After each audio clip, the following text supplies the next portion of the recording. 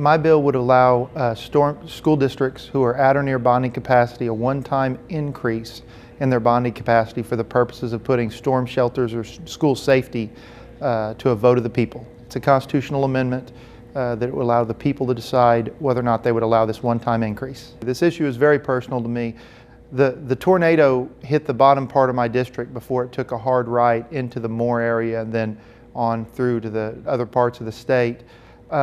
We saw the devastation firsthand. I was on scene in Moore with my friend Representative Mark McBride somewhere around 45 minutes after the tornado came through. It's hard because it's all a blur that day. When we showed up, we didn't know what to do. It was so tactical by then, so many first responders. So what we ended up doing is the only thing we felt like we could, and literally went to the two schools and thanked first responders as they came off the schools.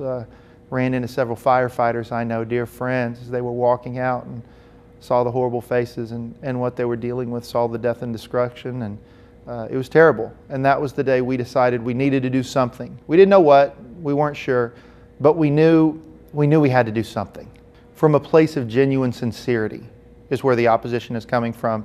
They care about storm shelters. They care about wanting to have it done.